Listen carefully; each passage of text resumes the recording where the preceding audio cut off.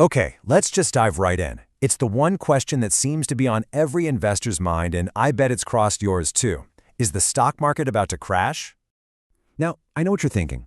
It seems like a pretty strange question to ask when things feel this good, right? The S&P 500 has just been on a tear, hitting record after record. The optimism is just palpable. Portfolios are looking great, and it really feels like the momentum can't be stopped. But, and this is a big but, underneath that shiny surface, some really sharp analysts are starting to point to historical patterns. And they're saying that the conditions we're seeing today look, well, eerily similar to the moments right before some of the biggest market meltdowns in history. So, which is it? Are we all celebrating at the very peak of a bubble that's about to pop? Or are we just climbing another step on the market's long journey upward? Let's break down the evidence and see what we find. You know, to really understand the risks today, we have to look back. Because overconfidence, well, that's a classic theme in the story of market history. And there's this one quote that captures it just perfectly. Just listen to this. Stocks have reached a permanently high plateau. I mean, think about the absolute, unshakable certainty in that statement. It's basically saying the old rules of financial gravity just don't apply anymore. And here is the kicker. Those words weren't spoken by some random person. They were from a leading economist right before the great crash of 1929. It is such a powerful reminder that whenever you hear the consensus saying, "Oh, this time is different," that's probably the exact moment you need to be paying the closest attention. So how can we tell if history might be repeating itself? Well, some analysts have proposed a framework. They argue that major crashes aren't just random chaotic events. Instead, they follow a predictable 5-stage pattern. And here they are, the 5 stages. First, you get a massive credit explosion. Then, extreme market concentration. After that, you see the smart money quietly heading for the exits. That's followed by liquidity draining out of the financial system. And then finally, some unpredictable trigger that just sets the whole thing off. Let's start with stage 1, that credit explosion.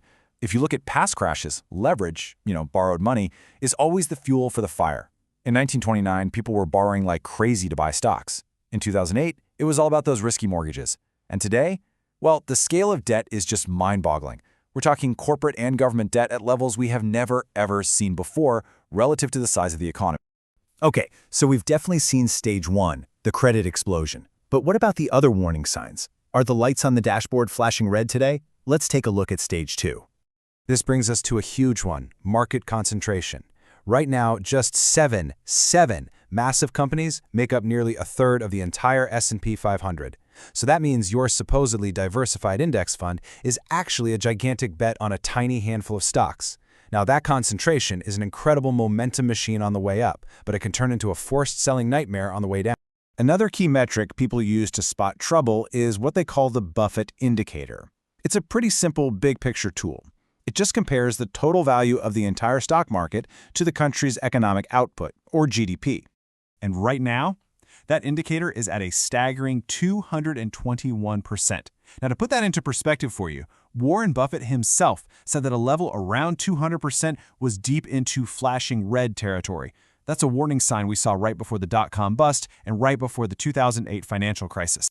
So what's fueling this incredible valuation? Well, so often, it's the hype around a new, world-changing technology. In the late 90s, it was the internet, right? It was going to rewrite all the rules of business. Today, it's artificial intelligence.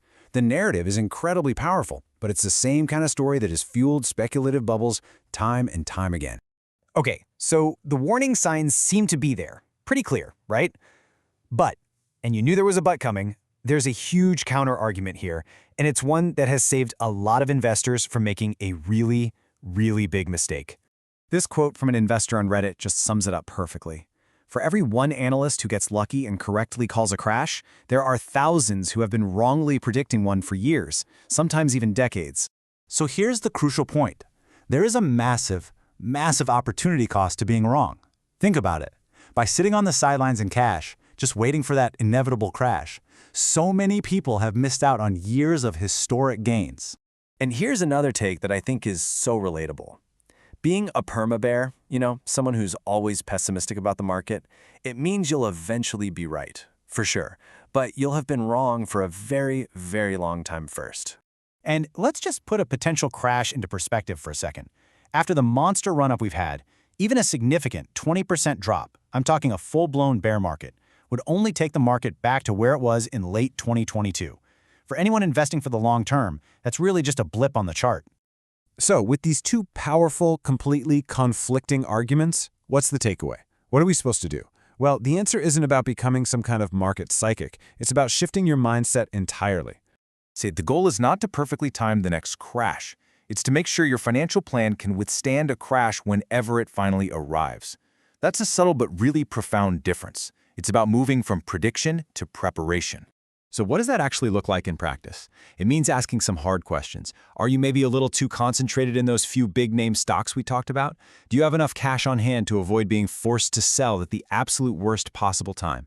Have you actually stress-tested your portfolio to see how it would handle a 30, maybe even 40% drop? And, this one's crucial, have you preserved the ability to actually invest during a downturn when all the best assets are on sale? Because in the end, that's really what this all comes down to. Trying to predict the when is a fool's errand. The far more powerful and productive question, the one you can actually control, is this.